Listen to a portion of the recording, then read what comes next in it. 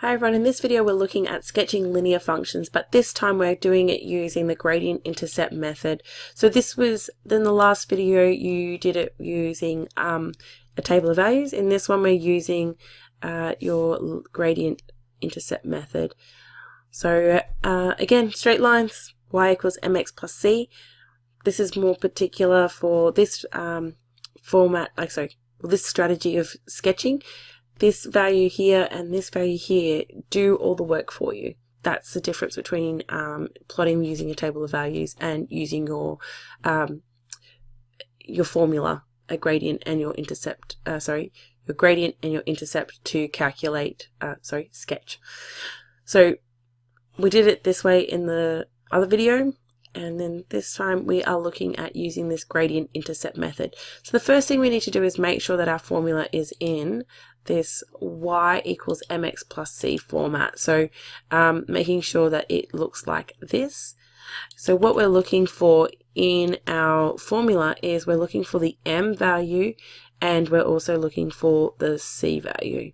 So the m is always the constant in front of, the coefficient in front of the x value. So it's it tells us the gradient or the slope of the equation, so the steepness of the line. So in the case of A, so it says here, sketch the graph for these linear functions using gradient intercept method. The first thing we identify is my my gradient, and the second thing is my intercept. Now you will see that I've highlighted also the operation here, and that's because it's actually really important for your graph. Okay, so with that there, I've identified my intercept, so c equals plus 1.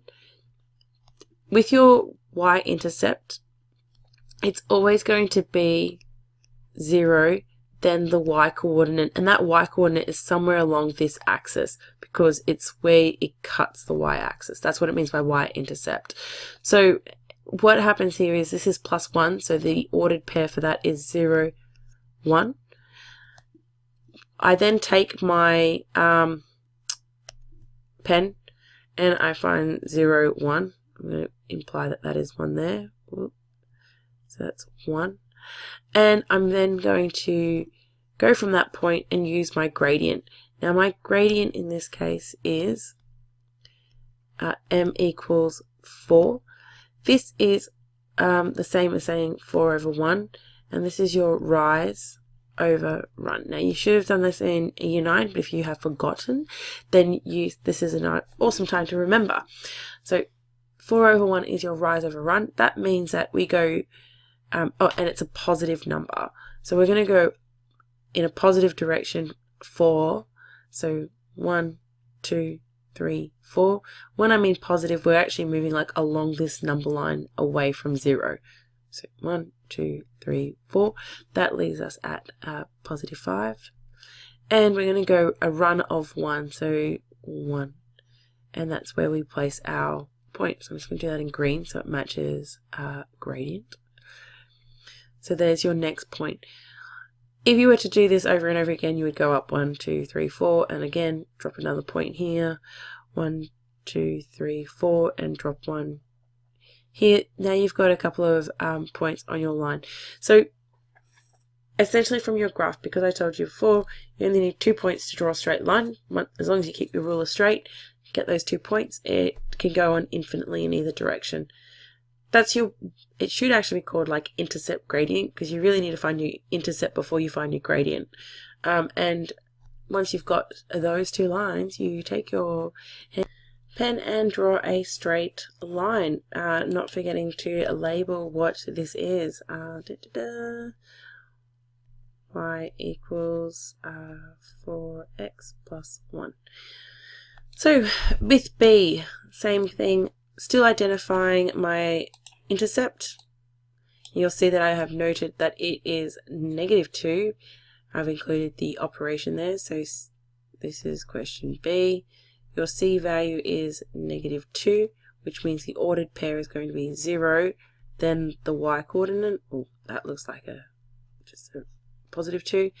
So then I take my value and I plot that on my graph here. And I'll put that over here. And there's -2 because I'm in that part of the Cartesian plane. Then I'm going to take my gradient. Now you'll see that the gradient has a negative value in front of it. Oops, too far. -2. The gradient is m equals -2. It's still over which is 1 because it's a whole number. This is your rise over run. And this is what we call a negative relationship because it has a negative in the value. So it means that instead of going towards, like going up in this direction, so as the x value increases, the y value increases, it's going to be actually going away from it. So as you're going to go 1, 2, down and across 1. And that leaves you over here. So I'm going to put that up on here, there, and that's like -4 and 1. If you have a look at that, like -2 times 1 is -2 minus 2 gives us -4. So you can see here now the 2 points are going in this direction. Whereas if you're positive, you're going in a positive direction. So that's the difference. And it's all because of this negative symbol here or a positive in front of the coefficient in front of the x. So again, I'm going to take my handy dandy ruler and pen and draw a straight line between those 2 points, extending slightly beyond, and then labeling my equation. So I'm going to take my pen. Let's hope I can do this.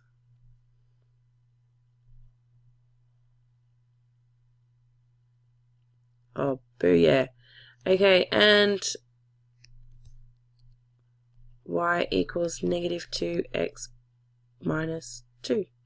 So that is how you graph based on the gradient intercept method. Start off with your making sure it's in y equals mx plus c form. Plot your y-intercept based on the constant, so the number without the x, and then you plot your gradient based on the number in front of the x. So that could also be a fraction. Sorry, I'll just do that. So if you had y equals 1/2 x plus 3, this is still your intercept, 0, 3. So c equals, and your gradient is actually going to be 1/2. So for every rise over 1, so let's just say it's here, for every rise over 1, it actually goes across 2. So it's like a gentler slope. So you can see how that is a lot gentler than, say, something's going up by 2 and then increasing by 1 each time. So that's the steepness of the slope. So that's how that comes about. Alright, it's your turn. So here you go. You've got 2 graphs here to sketch based on the gradient intercept method. Okay, we will do this in class together. Pause, have a go, and yeah, stay awesome everyone. Bye.